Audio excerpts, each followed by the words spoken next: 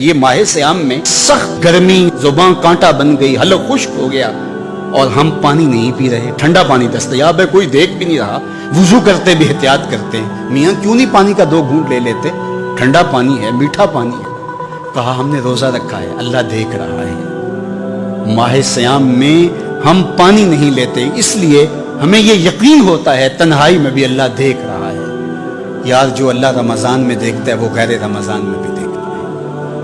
पानी पीने लगो तो देखता है, रिश्वत लेने लगो तो तब भी देखता है, आंख भटके तो तब भी देखता है, ख्याल बहके तो तब भी देखता है, सोचों में आवारगी आए तो तब भी देखता है।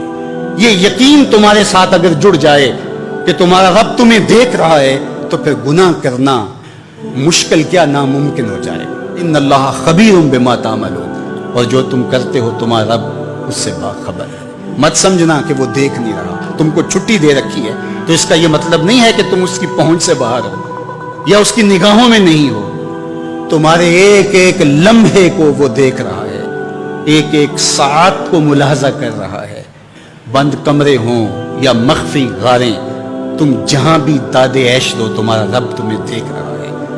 काले पहाड़ की गहरी गार में चींटी चलती है तो उसके नन्हे और महीन पांव से सीना संग पर जो लकीर बनती है तुम्हारा रब उसको यूं देखता है जैसे दीवारें चीन को देखता है। तो क्या वो तुम्हारे अमाल को नहीं देखता? तुम्हारे एक एक अमल को, तुम्हारे इरादे को, तुम्हारी आंखों की खयानत को, तुम्हारे दिल के इरादे को देखता है।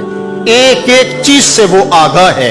वला तकूनु कल्लज़ीना नसुल्लाह, और उन लोगों की तरह ना हो जाना जिन्होंने अल्लाह को भुला दिया, गाफिल हो गए, अपनी ख्वाहिशात की जिंदगी गुजारने लगे। ये जहां मिठा अगला किसने डिठा, आरजुओं के नौकर बन गए। जिस तरह नफ्स और शैतान उनको चला रहा उस तरह चल रहे हैं। जो लोग अल्लाह को भूल गए, अल्लाह फरमाता है अल्लाह ने उन्हें उनसे गाफिल कर दिया। अल्लाह जब किसी से नाराज होता है तो हिदायत छीन लेता है। इसीलिए हमें हर रोज हर नमाज की हर रकत में हिदायत मांगनी होती है। इहदिनस सिरातल मुस्तकीम, हर रोज मांगते हैं, हर नमाज में मांगते हैं, हर रकत में मांगते हैं, अल्लाह हमें हिदायत पे गामज़द करे। अल्लाह जब किसी से नाराज होता है तो हिदायत के दिए बुझ जाते हैं, अंधेरों में भटकने लगता है, शैतान उसको धोखे में मुब्तला कर देता है, उसी जिंदगी को मकसूद जिंदगी समझ लेता है, उस शराब को आबे हयात समझ लेता है, जिसको ये भी ना पता हो कि मैं हूं कौन, मैं कहां हूं, मेरा मकसद जिंदगी क्या है, मकसद हयात क्या है। खाना पीना और लज्जतों का हुसूल ये तो चौपाए भी करते हैं, तू अशरफुल मखलूकात काहे का है। ये जिंदगी तो उनकी भी है कि वो अच्छा खाते हैं, तुम तो एक पाव भर गोश्त खा लेते हो और शेर रोज एक हरम चाट जाता है, वो तेरे से ज्यादा खाता है, तेरे से ज्यादा ताकतवर है। हाथी का जिस्म तेरे से कहीं बड़ा है, परिंदे हवाओं में उड़ते हैं, मछली पानी की तहों में उतर जाती है, उक्काब की नजरों और बुलंदी परवाज की देखने वाली होती है, कुरगस कहां से कहां तक सूंघ लेती है, उनकी कुव्वत शामा तेरे से बड़ी है, लेकिन इसके बावजूद भी अफजल तू, अशरफ भी तू, और अल्लाह ने अपनी नियाबत का ताज तेरे सर पे रखा है। तू तो मकसूद है, तू तो मस्जिदुल मलाइक है, फरिश्तों की पेशानी तेरे हुजूर झुकी है, तू अपने आप से आशना ही नहीं है, तुझे पता ही नहीं कि तू कौन है।